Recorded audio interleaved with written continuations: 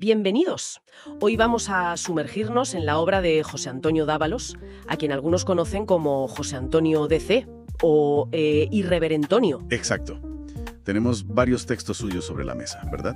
Fragmentos de novelas, una especie de... Bueno, él la llama pseudobiografía. Sí, una versión condimentada de su vida, dice él. Y también un pequeño vistazo a un ensayo. Un poco de todo. Un conjunto bastante variado, sí. Y la idea es esa, ¿no? Explorar un poco las distintas caras que muestra Dávalos a través de estos escritos tan diferentes. ¿Qué podemos intuir de su pensamiento, de su personalidad? Efectivamente. Ver cómo cada pieza, ya sea esa exploración adolescente, o la saga familiar con humor, o ese ensayo político, pues cómo cada una nos da una pista diferente sobre él. Intentar ver qué hay detrás. Pues empecemos, si te parece, por Un viaje extraordinario, que ya de entrada nos avisa él mismo. Eso es interesante. Dice que es su vida, pero con condimento. O sea, que no todo es literal, pero que hay mucha verdad. Casi una declaración de intenciones, ¿no? Totalmente. Es como decir, esta es mi versión, mi narrativa. Bueno, según este texto, nace el 1 de enero del 83. Hijo de Sonia, una madre soltera por elección, algo que remarca. Y la figura del padre, Juan Adriano Sararrato, bueno, ausente y bastante criticada en el relato. Sí, muy criticada. La infancia la sitúa en Miraflores, en Lima, en una época complicada en Perú, terrorismo, hiperinflación. Menciona también líos familiares y desliza con mucha cautela, eso sí, un posible abuso infantil. Algo que, según él cuenta ahí, le marcó el carácter. Exacto. Dice que lo hizo más reservado, quizá, ante el afecto. Luego está la parte educativa. Parece que tuvo sus más y sus menos. Habla de dificultades en un primer colegio católico, el CIFO. Que era mixto, aunque el nombre despiste. Menciona a una monja, Felicia. Sí, que dice que se la tenía jurada por no tener padre. Bueno, su versión. Luego se cambia a otro colegio privado.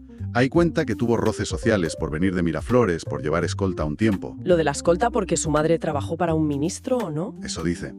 Y que eso no encajaba en un ambiente que él llama caviar, con esa connotación crítica que tiene en Perú. Ya. Pero bueno, hizo amigos clave, como un tal Raúl. Y las notas, reguleras, salvo en letras. Salvo en letras, sí. Y luego está esa historia del acné severo en la adolescencia, ¿te acuerdas? Y un tratamiento experimental. Sí. Una vacuna con su propio ADN, que funcionó. Curioso. Muy curioso. Y la universidad tampoco fue un camino recto, ¿eh? Empezó ingeniería de sistemas. Pero la dejó. La dejó. Aburrido, dice. Las matemáticas no eran lo suyo, admite. Trabajó en cabinas de internet. Una experiencia que valora, dice, por lo aprendido. Más que por el dinero, sí. Y al final, su madre le empuja un poco y estudia dirección y diseño publicitario en Toulouse-Lautrec. Se graduó en 2008. Y mientras tanto, esa pasión por la repostería. Eso es, que la mantenía casi a escondidas de la familia por los roles de género de la época. Aprendió de su abuela, cuenta. Hay un episodio que narra con mucho detalle, que llama la atención. El viaje a El Refugio en Uruguay. Ah, sí, el hotel naturista en Chihuahua. Lo pinta como una experiencia casi transformadora. Total. Habla de quitarse miedos, ropa, conectar con la naturaleza, el mar, aceptarse. Menciona amigos que hizo allí, Carla y Matías de Argentina. Admite que fue una locura económica en ese momento, pero que valió la pena. Como un antes y un después en su vida en cuanto a liberarse de prejuicios. ¿Y en lo sentimental? ¿Qué cuenta? Nombra a Rocío. Sí, que es un nombre que, ojo, reaparece en El Espejo. La menciona como su primera novia formal. Y dice algo curioso. ¿El qué? Que de joven se sentía más cómodo interactuando con chicos. Ah, mira. Luego, describe una relación muy importante con Naná, ya más adelante, justo antes de la pandemia. Dice que le hizo pensar en casarse, que fue muy intensa. A pesar de problemas, ¿no? Diferencias, desaprobación externa. Sí. Y que la ruptura fue tan dura que se planteó meterse a cura. ¿En serio? Sí. Dice que era una vocación que sentía desde niño. Algo breve, parece, pero lo consideró. Vaya. ¿Y el epílogo? Que se centra en su madre, Sonia, su enfermedad y muerte. Es muy emotivo, sí. Habla del dolor, de la rabia con algunos familiares que él considera oportunistas. ¿Y cómo se refugió en escribir y en la fe? Describe a su madre como una inspiración. Lamentando no habérselo dicho más. Así que este viaje, bueno, con ese aviso de condimento, nos deja una imagen de superación, búsqueda de identidad, relaciones complejas y pérdida. Pero siempre desde su filtro, ¿no? Su narrativa construida. Lo cual ya nos lleva a la siguiente obra, ¿no? El espejo en aquella habitación. Y aquí el enfoque cambia, radicalmente. Totalmente. Nos dice que lo escribió de adolescente, aunque lo editó después, y se mete de lleno en la sexualidad juvenil con mucho peso de temas LGBT+, en el Perú de los 90. Una época de tabúes, como él mismo señala. Y fíjate qué importante, insiste muchísimo en el prólogo en que es meramente de ficción. Recalca lo de meramente. Sí, no autobiográfico. Pide discreción al lector por el contenido, lo llama cuasi erótico literario. Esta insistencia comparada con lo del condimento de antes. Genera tensión, claro. ¿Dónde está la línea para él? Exacto. Bueno, la trama sigue a Sebastián, un chaval explorando su identidad, su sexualidad. Relaciones muy intensas, a veces confusas. Aparece Miguel, su primer amor homosexual, según el libro, una etapa de descubrimiento y dolor. También Francis, un compañero de colegio. Jaime, otra relación muy emocional y que acaba mal. Y Rocío, el mismo nombre otra vez. El mismo nombre. Aquí es una relación heterosexual que parece marcar una transición para Sebastián al final. Y se menciona también un abuso infantil con un tal Fernando. Los temas son claros: despertar sexual, identidad, confusión adolescente. La intensidad del primer amor, la pérdida. Todo en ese contexto que se intuye con Salvador, los 90 en Perú. La narración es muy directa, cruda emocionalmente. Y el simbolismo del espejo, del título, ¿no? Como testigo. Claro, testigo mudo. Y las descripciones muy explícitas. ¿Y el final? Cuando Sebastián rompe el espejo. Es un gesto muy potente, sí. Como de querer romper con ese pasado, con esa etapa reflejada ahí. Una ruptura simbólica. Sin duda. Más allá de si es ficción o no, que él insiste en que sí, la obra es una mirada valiente a la complejidad de la identidad sexual adolescente en un entorno difícil. Demuestra que ya de joven quería tocar temas tabú. Y que aparezca Rocío en las dos obras, la real condimentada y la ficción, alimenta esa ambigüedad. Justo. Te deja pensando en esos límites entre vida y obra que él mismo parece trazar y difuminar a la vez. Bueno, pues si pensábamos que habíamos visto contrastes, agarraos que viene la ridícula historia de Sandra Hernández. Uf, esta es otra cosa completamente distinta. Un giro de 180 grados. El tono es humorístico, irreverente, casi paródico a veces. Y mete fantasía, ciencia ficción. Y hasta él mismo sale como personaje. Sí, aparece firmando libros, es increíble. La protagonista, Sandra, es un torbellino desde niña, un espíritu libre. ¿Y la trama? Bueno, es una saga familiar descomunal. Rocambolesca es quedarse corto.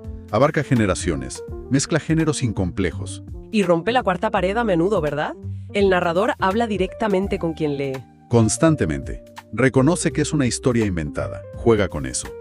Resumirla es tela. A ver, algunos puntos para hacernos una idea. Empieza con las gamberradas de Sandra en el cole, su rivalidad con Ximena. Que acaba en amistad después de un accidente provocado por Ximena que deja a Pedro, el hermano de Sandra, en coma. Luego Rita, la amiga de Sandra, que muere y vuelve como fantasma consejera.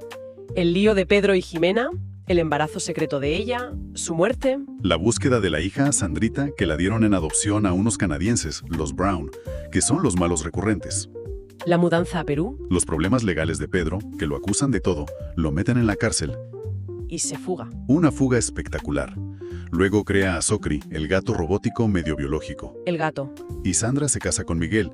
Tienen hijos, Rita y Juan Pedro. La hija Rita, investigando el asesinato de su amigo Sebastián, otro nombre que resuena, a manos de un pederasta.